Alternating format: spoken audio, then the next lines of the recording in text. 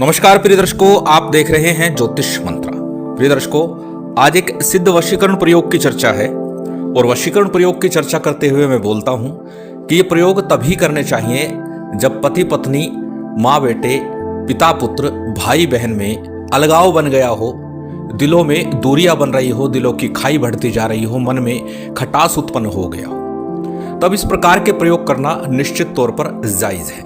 परंतु केवल किसी को परेशान करने के लिए, अपने अहम को संतुष्ट करने के लिए या फिर अपनी वासना की पूर्ति के लिए इस प्रकार के प्रयोग करना निषिद्ध है। और आज का यह प्रयोग विशेषकर उन संबंधों के लिए, पति पत्नी, प्रेमी प्रेमिका के बीच में किसी बात को लेकर के विवाद हो गया है, खटास उत्पन्न हो गई है, या आजकल आए दिन देखने को मिलता है कि तलाक जैसे मामले बढ़ते जा रहे हैं। उस परिस्थिति में पति पत्नी एक दूसरे से अलग होते जा रहे हैं, घर खराब हो रहे हैं, और जब कारण जानने का प्रयास करते हैं, कारण पूछते हैं, तो पता लगता है छोटी मोटी बातों पर ही घर खराब हो गया, घर में विवाद हो गया और तलाक की नौबत आ गई। यदि ऐसी परिस्थिति बन गई है या फिर विवाह को लंबा समय हो गया है परंतु अब दोनों के बीच में दूरियां बनती जा रही है, या किसी तीसरे के कारण आप दोनों के संबंधों में खटास उत्पन्न हो रही है, तो आज का यह प्रयोग निश्चित तौर पर सफल बना देगा और हर प्रकार से आपके संबंधों में मधुरता ला देगा। अत्यंत सरल विधान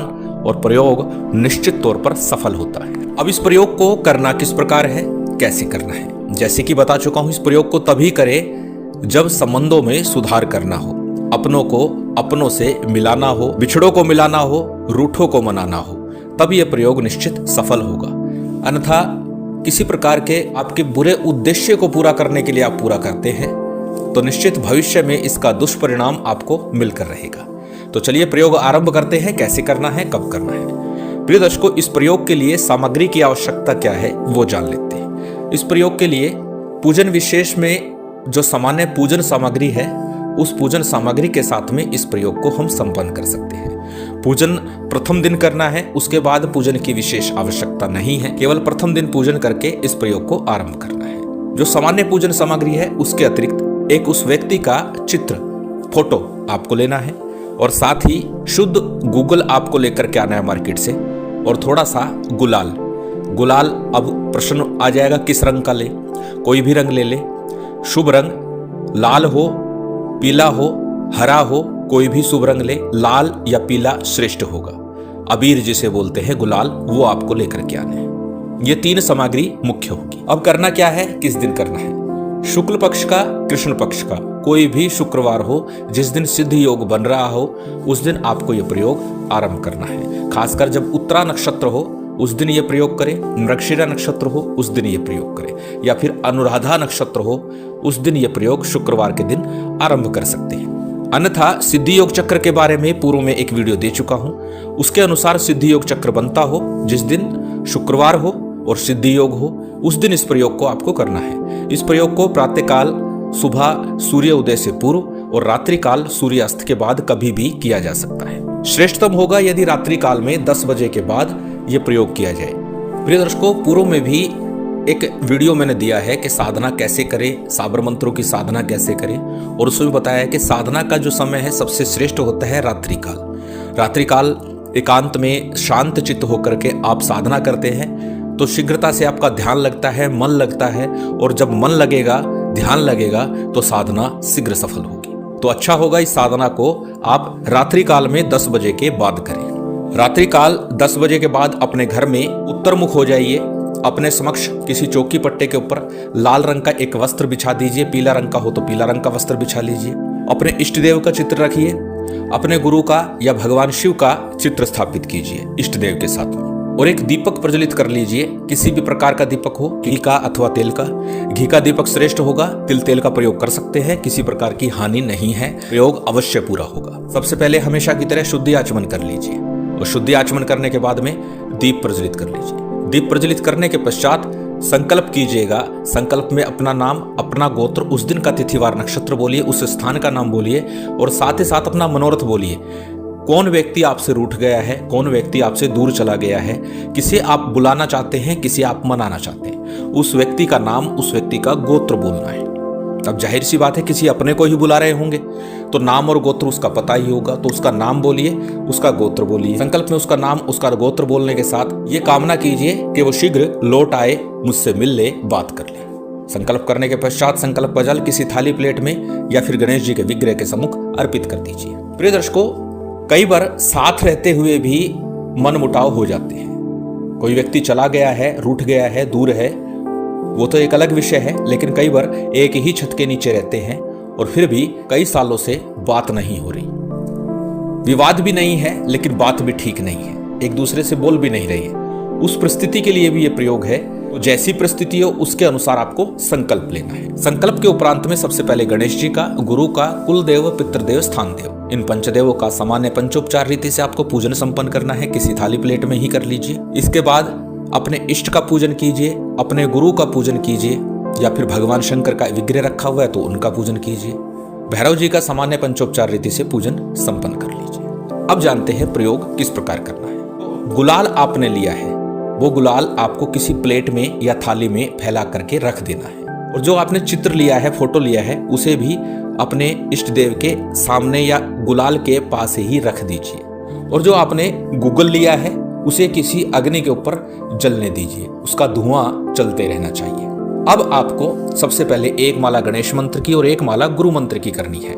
गणेश मंत्र के रूप में ओम गणपति नमः इस मंत्र का जप कर सकते हैं, और गुरु मंत्र के रूप में जो गुरु दीक्षा में मिला है मंत्र, वो मंत्र, या फिर ओम नमः शिवाय भगवान शिव का पंचाक्षरी मंत्र यदि आपके गुरु नहीं है, या फिर हमारे गुरुदेव द्वारा दिया गया मंत्र ओम परम तत्वाय नारायणाय गुरुभ्यो नमः, इस मंत्र का जप कर सकते हैं। जब गणेश मंत्र गुरु मंत्र का जप पूर्ण हो जाए तो 11 बार आपको साबर सिद्धि मंत्र का जप करना है, क्योंकि आज का जो मंत्र है वो साबर मंत्र है। और साबर मंत्रों की जब जब चर्चा आती है तो मैं साबर सिद्धि मंत्र की चर्चा करता हूँ। इससे साबर मंत्र शीघ्र सफल होते हैं, सिद्ध होते हैं, पूर्ण होते हैं। साबर सिद्धि मंत्र आपकी स्क्रीन पर है, एक बार बोल करके बता देता हूँ। गुरु सठ गुरु है वीर, गुरु साहब सुमरु बड़े भात, सिंगी टोरो बन कहू मन नाऊ करतार, सकल गुरु की हर भजे, घट्टा पकर उठ जाग, चेत संभार श्री परमहंस। अत्यंत सरल मंत्र है, पूर्व में इसका सिद्धि विधान दिया जा चुका है। किसी सिद्ध योग में एक बार इसे सिद्ध कर ले और फिर प्रत्येक साबर मंत्र की साधना में इसका 11 या 21 बार प्रयोग अवश्य करें। जब आप साबर सिद्धि मंत्र का जप पूर्ण कर लेंगे उसके बाद में आज का जो मूल मंत्र है इसका जप करना है। अब कितना जप करना है?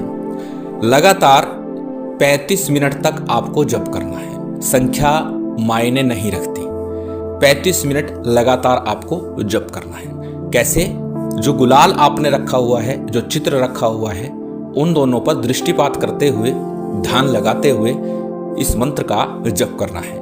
यानी गुलाल को आपने सिद्ध करना है। इस मंत्र से गुलाल को पूर्ण रूप से देखते रहिए, देखते हुए आपने मंत्र जाप करना है।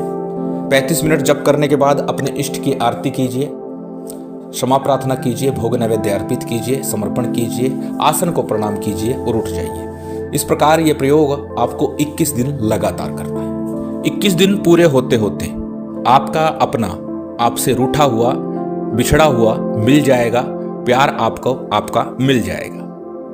अब प्रयोग जानते हैं करना क्या है। जब 21 दिन पूरे हो जाएंगे उसके बाद यदि कोई संशय रह जाता है, वैसे तो इसी अवधि में प्रयोग हो जाएगा, फिर भी या तो इस गुलाल को उस व्यक्ति के सिर के ऊपर एक चुटकी डाल दीजिए। इसी मंत्र का जप करते हुए शुक्रवार को ही डालना है, या फिर जो फोटो रखा है उसी के ऊपर तिलक करते हुए 21 बार मंत्र बोलिए, तिलक कीजिए, मंत्र बोलिए, तिलक कीजिए। इस प्रकार फोटो को आपने तिलक करना है और यह क्रिया लगभग 7 दिन कर दीजिए। निश्चित व्यक्ति आएगा, मिलेगा, बात करेगा। हो नहीं सकता ये प्रयोग असफल हो जाए। चलिए अब जानते हैं उस विशेष और खास मंत्र को। मंत्र आपकी स्क्रीन पर है, स्क्रीनशॉट ले सकते हैं, किसी कॉपी नोटबुक में नोट कर सकते हैं। मंत्र को एक बार बोल करके बता देता हूं। मंत्र इस प्रकार है। आकाश की जोगनी, पाताल का नाग, ऊर्जा अबीर तू फलानी के लाग, सुते सुख न बैठे सुख, फिर देखे मेरा मुख, हमको छाड़ी दूसर के संग जाए, तो काढ़ कलेजा नारसिंह वीर खाए, पुरो मंत्र ईश्वरो वाचा। अत्यंत सरल मंत्र है और हमेशा की तरह फिर कहूंगा, पहले मंत्र को अच्छे से याद कीजिएगा और उसके बाद ही प्रयोग कीजिएगा, और यह प्रयोग निश्चित तौर पर सफल होगा, सिद्ध होगा, पूर्ण होगा। करके लाभ अवश्य उठाइए। महामाई की विशेष कृपा आप सभी को प्राप्त हो, यही कामना है। और उम्मीद करता हूं आज की ये जानकारी, ये वीडियो आपको अच्छी लगी होगी। यदि अच्छी लगी हो तो कृपया लाइक कीजिएगा, शेयर कीजिएगा। यदि चैनल पर नए हैं तो सब्सक्राइब कर बेल आइकन बटन दबा दीजिएगा। जय माता दी, जय श्री राम।